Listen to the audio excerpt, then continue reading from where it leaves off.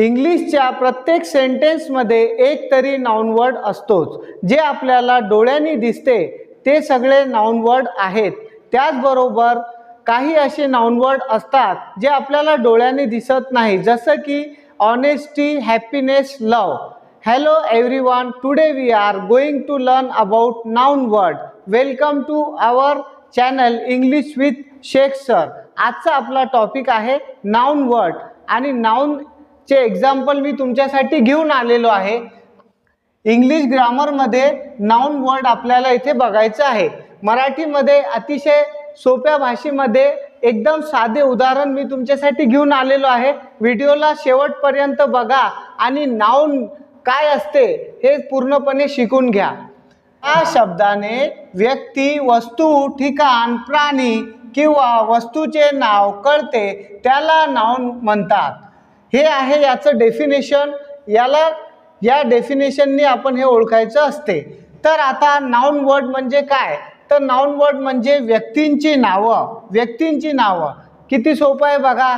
रोहन, अली, करण, जे काही व्यक्तींची नावं असतात, या जगामध्ये जेवढ्या व्यक्तींची जी नावं असतील ते सगळे नाउन आहेत. हे सगळे नाउन आहेत.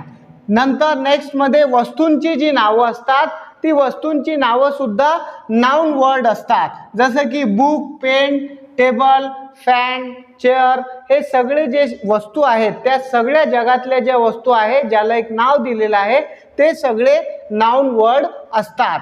नेक्स्ट ठिकाण जे असतात, जसं की स्कूल झालं, टेम्पल झालं, आपलं गाव झालं, तर हे सगळे जे आहेत ठिकाणं जे असतात ते सगळे नाउन वर्ड असतात. त्यानंतर प्राण्यांची जे काही प्राणी असतील त्या सगळ्या प्राण्यांची जी नावं असतात ते सगळे नाउन वर्ड असतात. For example lion, cat, dog हे सगळे नाउन वर्ड आहेत. शरीराचे आपले जे भाग आहेत जसं की nose, eyes, hand, hair, teeth, हे सगळे जे वर्ड आहेत जे आपले शरीराचे भाग आहेत हे सगळे नाउन वर्ड असतात. त्याचबरोबर नद्यांची जी नावं आहेत जसं की गंगा, यमुना, सरस्वती, ते सगळे नाउन वर्ड असतात. पर्वतांची नावं जी असतात ती सगळे नाउन वर्ड असतात. For example Himalaya, mount Everest हे सगळे नाउन वर्ड असतात.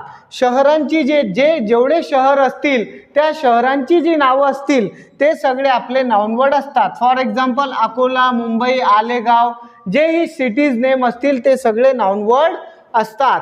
त्याचबरोबर देशांची जे काही नावं असतात ते सगळे नाउन वर्ड असतात. India, Japan, China.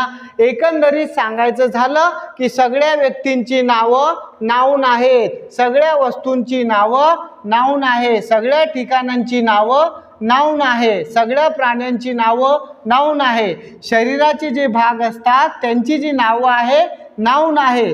नद्यांची जी नावं आहेत ते नाउन आहे. पर्वतांची जी नावं असतात ते नाउन आहे. शहरांची नावं जी असतात, जेवढे शहर असतील सगळ्या शहरांची नावे नाउन आहे. सगळ्या देशांची नावे जी असतात ते नाउन आहे.